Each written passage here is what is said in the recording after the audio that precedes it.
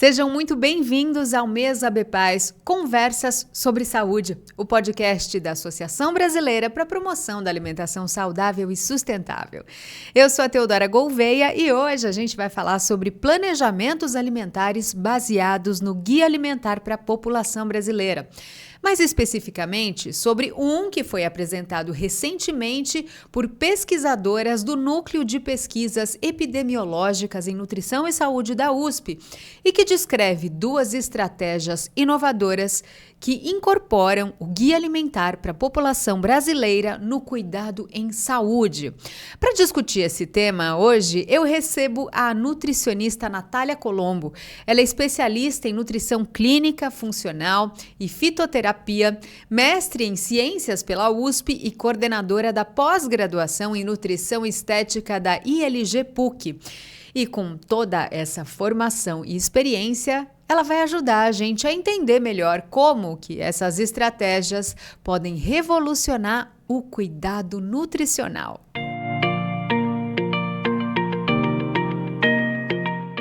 Natália, antes da gente começar, quero te agradecer por estar aqui hoje. Imagina, eu que agradeço, é um prazer.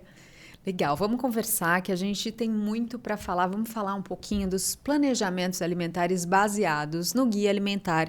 E a gente vai começar, pessoal, falando sobre um planejamento novo que foi publicado recentemente por umas pesquisadoras da USP, da Nupens, né? Da Nupens, se eu não me engano.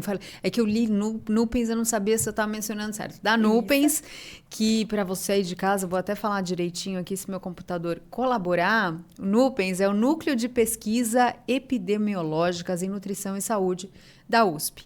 Enfim, elas publicaram um artigo sobre um planejamento alimentar baseado no Guia Alimentar para a População Brasileira, onde um ali dos preceitos é que você não precisa necessariamente focar em macronutrientes e em contagem de caloria, e mais sim na qualidade do alimento, no nível de processamento. E eu quero saber de você, Natália, nutricionista, se você acha que essa é uma abordagem inédita no meio.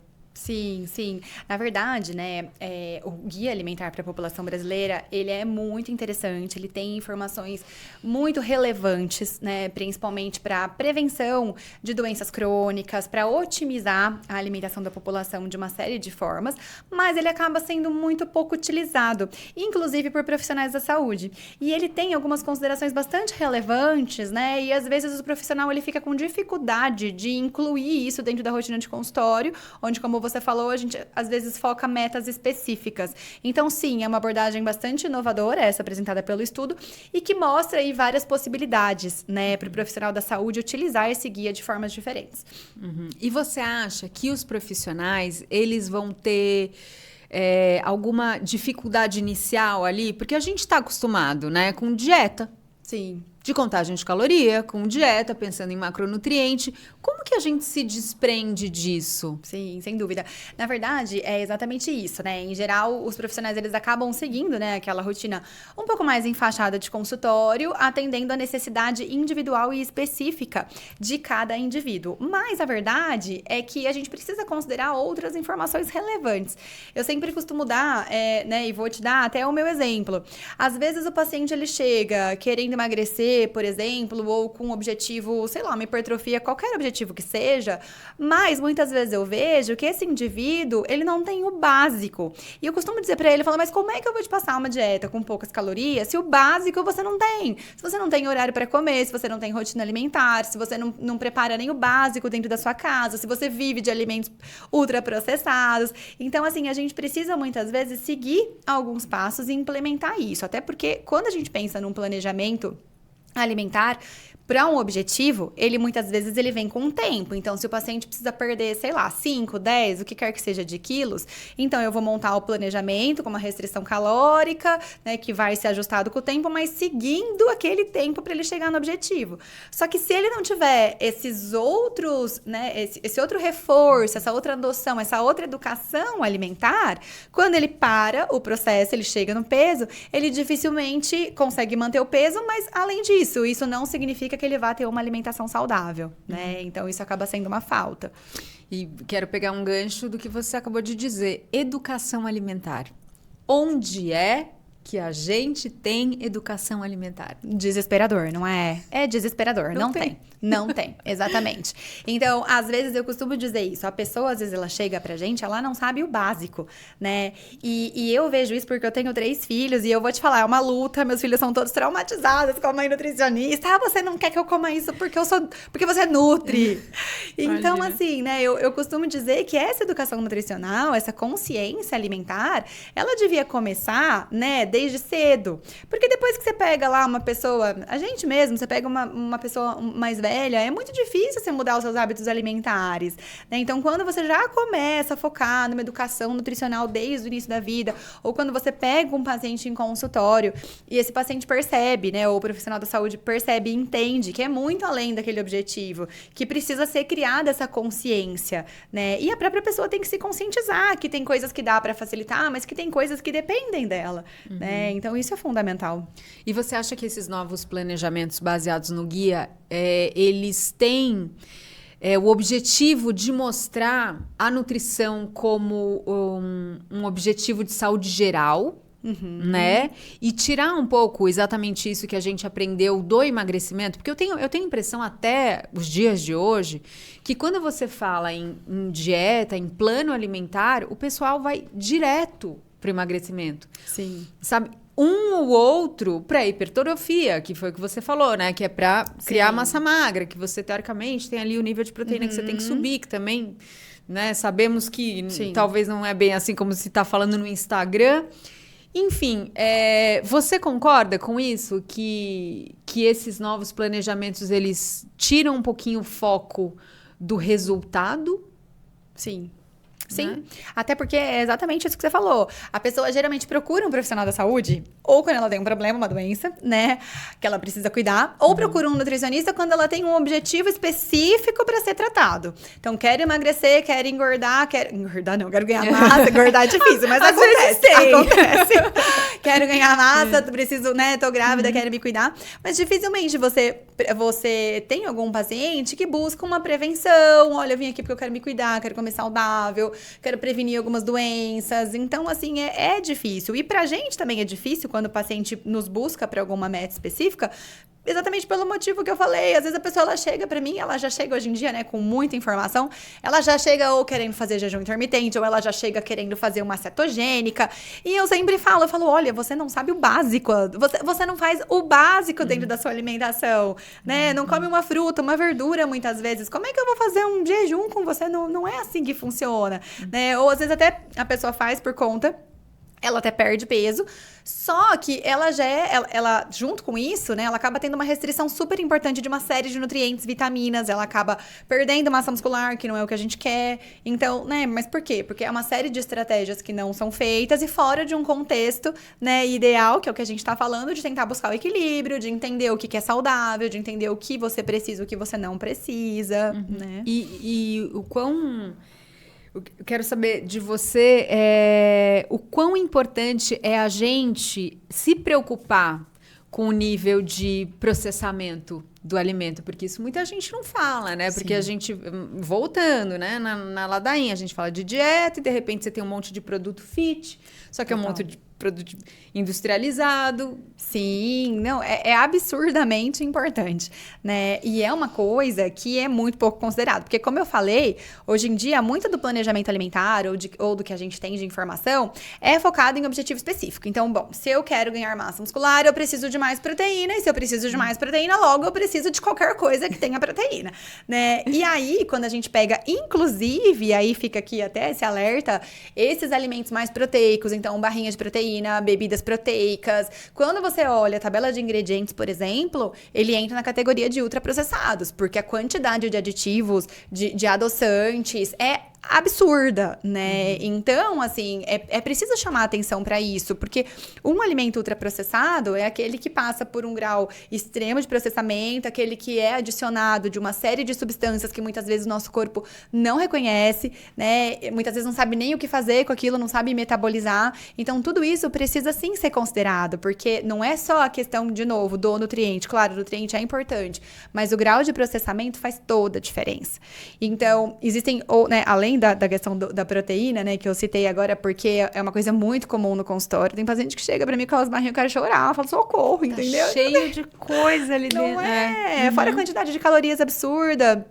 E o problema do alimento ultraprocessado é que exatamente por conta da quantidade de aditivos, muitas vezes, né, saindo da questão das proteínas, mas quando a gente pega no mercado, a gente pega um sorvete, uma bolacha recheada, sei lá, um nugget, a quantidade de gordura que você tem naquilo, quantidade de açúcares adicionados, além de vários outros aditivos que o nosso corpo nem reconhece, a gente tem uma quantidade extrema de calorias numa fração pequena do produto, né? E muitas vezes essas pequenas coisas, elas não são contabilizadas no montante do dia ou no montante da alimentação da pessoa. Então, assim, são muitos pontos que precisam ser considerados e que muitas vezes a pessoa não reconhece. Então, assim como você falou, aqui eu falei da proteína, mas... vou comer um pão sem glúten, ótimo. Então tá, legal, pão sem glúten. Você olha lá na tabela do pão sem glúten, meu Deus, entendeu? Tipo, né, volta lá então pro seu pão feito em casa, que tem uma farinha de trigo, um processo de fermentação mais lento, mas que às vezes vai ser muito mais interessante do que você trocar por um sem glúten cheio de coisa. Então, é um raciocínio que a pessoa muitas vezes não tem.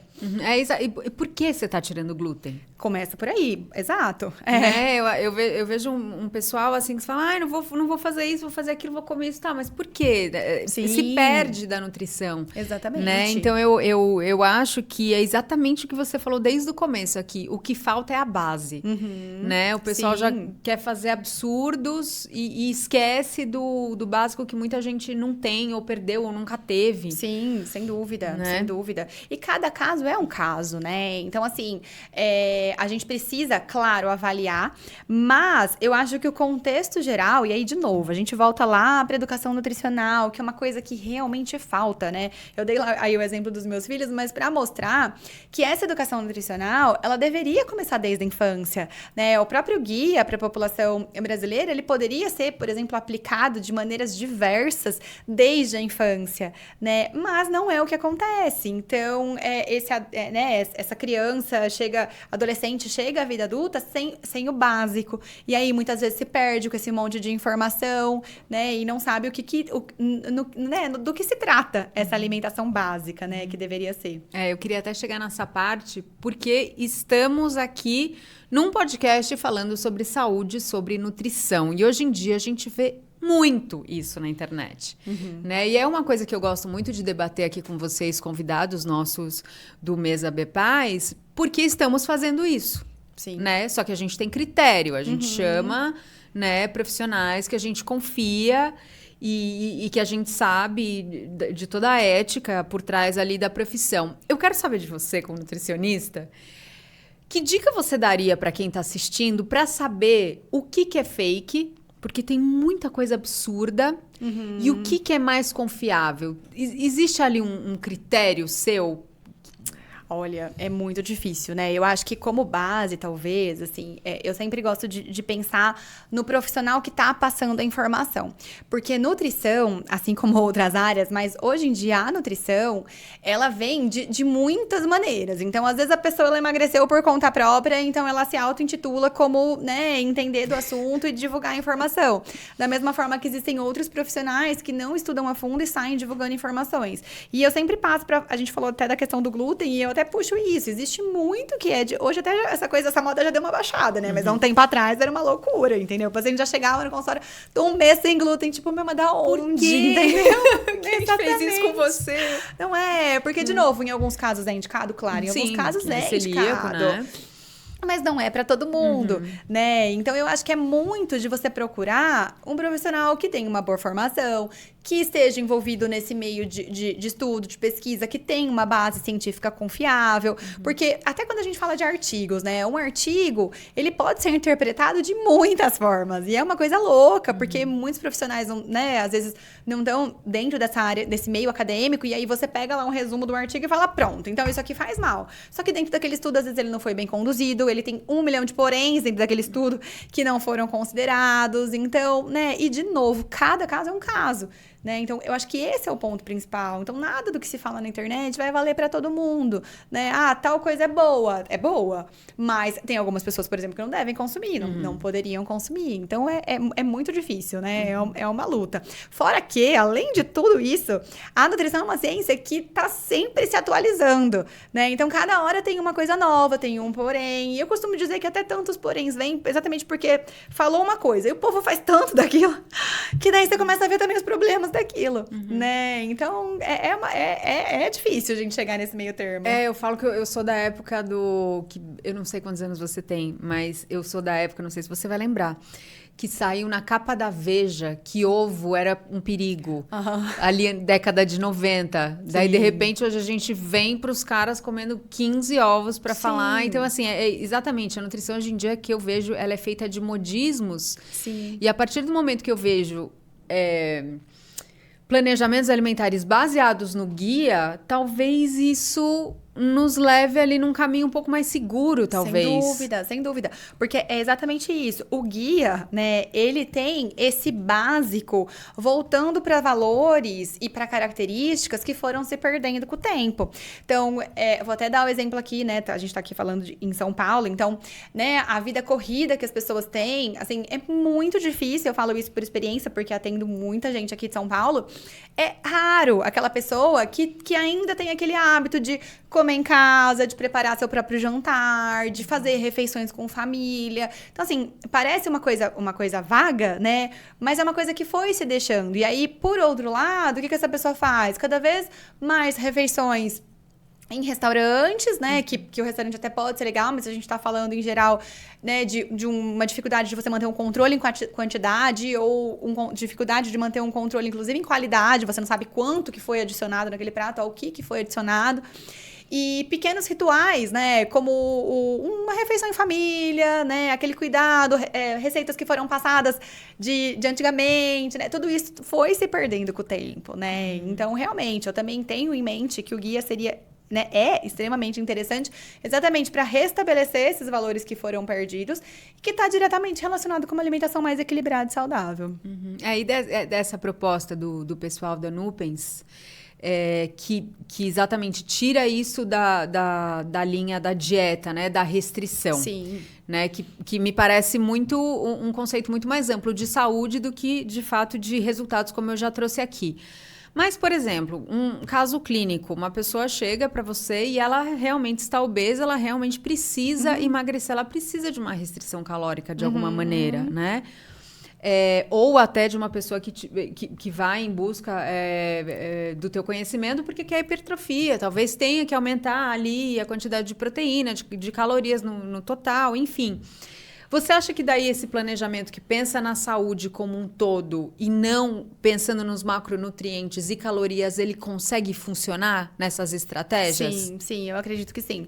Porque, de novo, né, existem alguns pacientes que, principalmente no momento que ele chega no consultório, então é sempre assim, que muitas vezes a gente não tem uma necessidade tão grande de trabalhar com uma dieta quantitativa, né, onde o foco de novo é quantidade, claro, né, isso sempre precisa ser considerado de uma forma ou de outra, mas principalmente qualidade, porque como eu falei, assim, é muito comum aquele paciente que chega que não come uma porção de salada ao dia, que não come uma fruta, sabe, que, li que arroz e feijão engorda, então há anos parei de comer arroz e feijão, e aí me sinto hábito de pão por outro lado, entendeu, ou de outros alimentos ultraprocessados. Então, muitas vezes, assim, eu começo com essa pessoa focando na qualidade, distribuição de alimentos, horários, regularidade de refeições.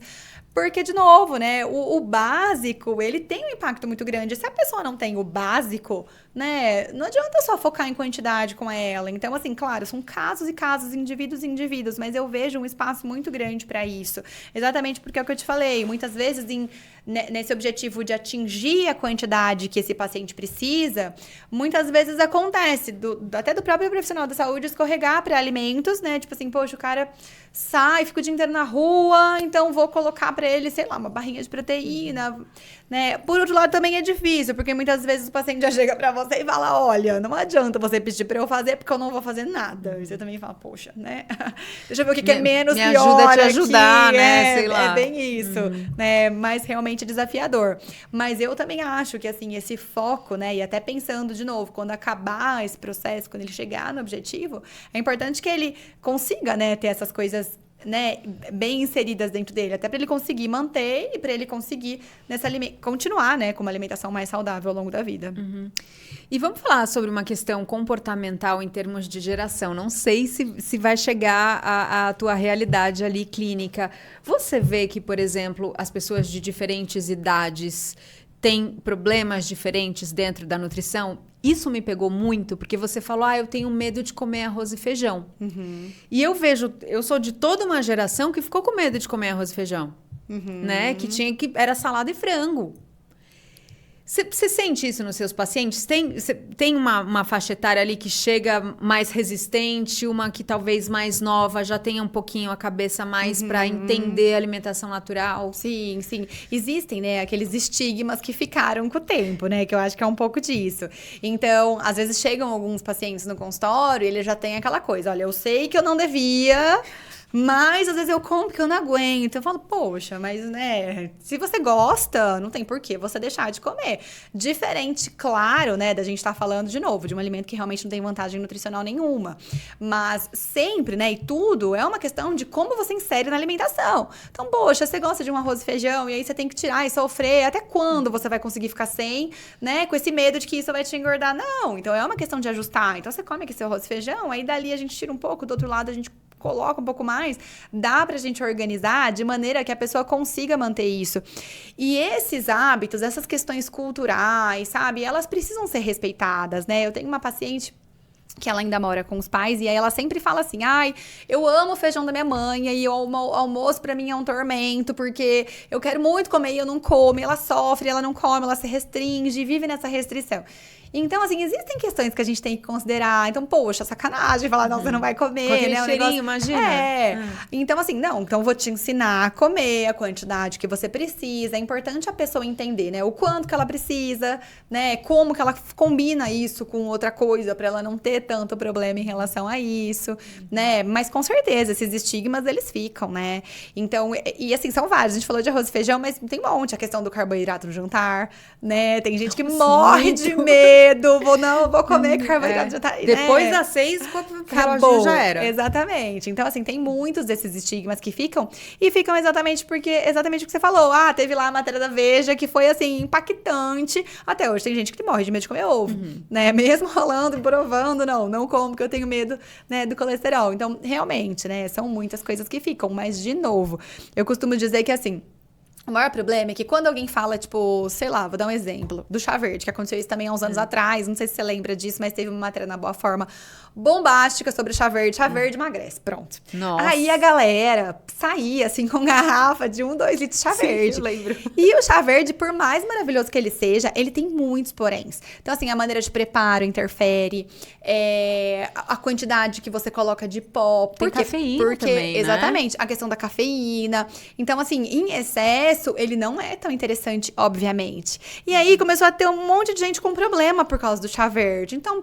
pessoas com problemas gástricos, né, queimação, dor de cabeça, enxaqueca, né, porque os chás são maravilhosos, mas também tem indicação de como consumir. Então, né, é muito isso. Falou que é bom, aí a pessoa, né, faz, e aí dá um monte de pepino. Bom, então agora não é mais bom, entendeu? Tipo, vamos pro próximo. E muita gente vive um atrás de outro, né, fazendo sempre um monte de coisas e no final das contas nunca teve nenhum resultado, nunca conseguiu levar adiante. Né? Por isso que eu falo que às vezes o básico, né, que você deixa de fazer, ele vai te trazer muito mais resultado do que aquele monte de outras coisas loucas que você fez e nunca conseguiu levar adiante. Você acha que o conhecimento sobre o preparo dos alimentos, por exemplo, e sobre a qualidade, é de fácil acesso? Olha, eu acho que, por mais que, né, pra mim, assim, a resposta inicial né, porque, poxa, né, pra mim é básico, não tanto, né, as pessoas, elas até têm uma leve ideia, uma leve noção de que, não pode pôr muito óleo, tem que controlar o sal, Mas na prática, não é o que a gente vê, né? Então, assim, embora quando a gente conversa com as pessoas, você tem essa ideia, a gente vê que não. Então, ainda existe muito, né, desse preparo de alimentos com vários aditivos, né, temperos prontos que não são interessantes, uma quantidade aumentada, né, de alguns tipos de óleo. Então, sim, eu acho que esse ainda é um ponto que daria para ser explorado. Até porque, além disso, né, ainda existem várias questões, até de aumento de biodisponibilidade de alguns nutrientes que precisam ser considerados. Então, esse eu acho que é um ponto que falta, assim. Natália, fala para mim, quem quer seguir um plano alimentar baseado no guia alimentar para a população brasileira, qual a base ali? O que ele deve seguir? Quais dicas talvez você dê? Bom, então, o guia, ele é, de novo, bastante interessante, ele tem várias questões, né, muito bacanas, mas eu acho que, né, entre os pontos, né, que ele fala, então, questão de sustentabilidade, né, da gente sempre preferir fazer compras em lugares que nos ofertem o que a gente está buscando, então, alimentos mais naturais, então, sempre priorizar feiras, né, então, tudo isso, até pensando em estratégia, até de educação nutricional, né, você vai com fome no mercado, por exemplo, a quantidade de coisas, né, que não são interessantes, então sempre priorizar esses locais para compra.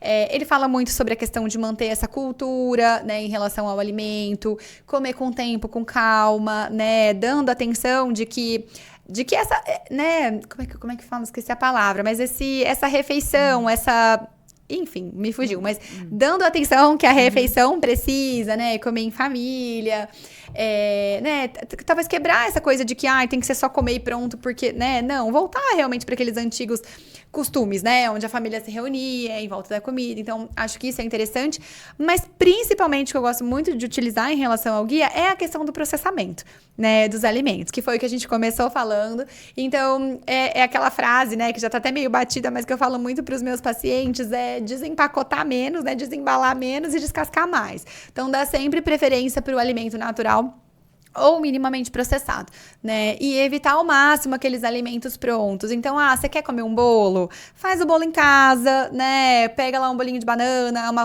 uva passa, adoça lá com tâmara, né? Mesmo que você coloque, não, vou fazer um bolo, mas eu vou fazer ele com açúcar, olha, ok. É completamente diferente de quando você pega lá no mercado, na prateleira de bolinhos, aquele bolo que vem embalado, se olhar a lista de ingredientes, você nem acredita.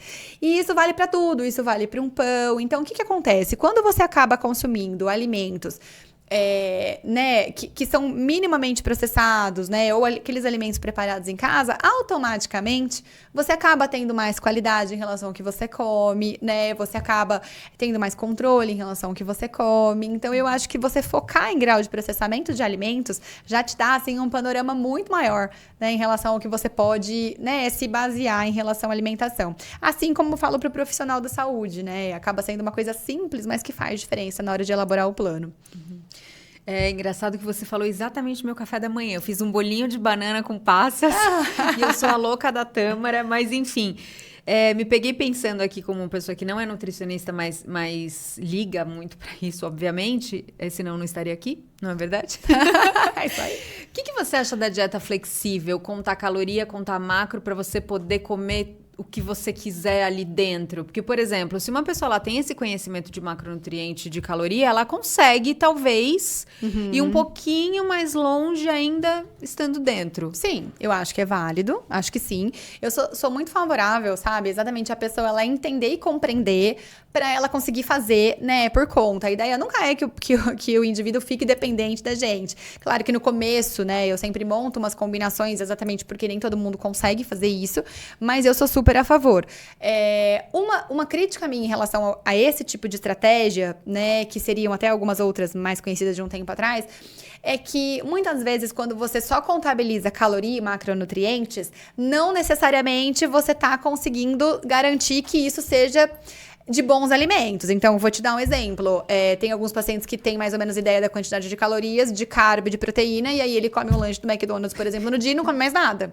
Então, até aí, ok, ele tá consumindo a quantidade de calorias, né? E ele ainda fala, mas eu comi, mas não comi mais nada o dia inteiro. Então, não necessariamente isso é saudável. Agora, para uma pessoa que entende, né, o que são os alimentos saudáveis, que precisa ter uma regularidade maior, né, em relação às refeições, que precisa não só de carboidrato e proteína, mas de uma série de outras vitaminas e minerais, aí eu acho super válido. Na verdade, eu sou muito a favor da pessoa entender o que ela precisa, né? Pra ela conseguir ter consciência. E até no momento que você faz um negócio assim, daquela mega errada, tipo, sabe? Puta, comi isso, não precisava, mas foi consciente. Eu me permiti comer aquilo naquele momento porque eu tava com vontade.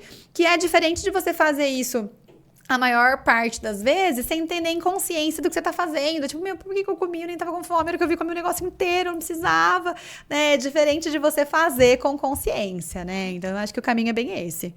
Pra mim, o que você acabou de falar nesse último minuto descreve educação nutricional. É Sim. isso. É isso, assim, foi perfeito, me arrepiei. Adorei, que bom. Não, mas é verdade, porque é exatamente isso. Só pra gente terminar, eu queria deixar um adendo aqui que eu acho que vocês, nutricionistas, são muito, cara, é um desafio muito grande, uma vez que a gente vive numa sociedade, está num mundo que te induz a comer errado, Sim. né? Os ambientes, o estresse, a falta de tempo. É um desafio, exatamente. Né? É um desafio. E assim, né? Eu falo que pra gente acaba que muitas coisas são muito nítidas, né? Porque a gente trabalha muito com a parte preventiva. Então, tem coisas que são muito nítidas, né? Do paciente. Assim, que você fala, poxa, sabe, essa errada aqui, ela vai dar ruim em algum momento, né? Então, realmente é desesperador. E muitas vezes também, porque a própria pessoa que seria a maior beneficiada, ela não tá disposta a fazer o que ela precisa fazer para ela atingir aquele objetivo. E muitas vezes, um sentimento até de impotência, sabe? Porque você fala, poxa, essa pessoa, se ela fizesse, sabe, isso, ela ia conseguir resolver, assim, 50% dos problemas dela, sabe? Mas a pessoa tem dificuldade. Então, embora você, às vezes, faça seu trabalho, você, né... Às vezes a pessoa, ela não consegue fazer. Mas também entender que é um processo, né? E por isso que eu falo que, assim, não adianta você começar, né? De novo, a pessoa não faz o básico. Como é que eu vou começar com o intensivo com ela, se o básico já tá difícil, né? Então, é muito uma questão de compreender a pessoa, as limitações, até onde ela vai, né? Pra gente conseguir fazer o nosso trabalho. E tem um psicólogo junto, né? Sim, também. tipo isso. Exatamente. De preferência, né? Já alivia uma parte ali, né? É isso aí. Natália, brigadíssimo pela nossa conversa hoje. Foi muito bom receber você aqui. Que ótimo, eu que agradeço. Foi um prazer. Prazer todo nosso. Você aí de casa, espero que tenha gostado. Não esqueça de seguir a gente aqui no YouTube e no Instagram. Não sei onde você está assistindo, mas antes da gente ir embora, eu quero que você siga a Natália também. Deixa o seu contato pro pessoal, desculpa. Vou deixar, imagina, vou deixar meu Insta, pode ser? É @DRA, de doutora Natália Colombo, Natália sem H. Tá, então... Certo? Sigam. Hoje a apresentadora tá meio esquecida, mas deu certo, foi uma delícia. Obrigada aí você aí de casa também por ter acompanhado até aqui. Até mais.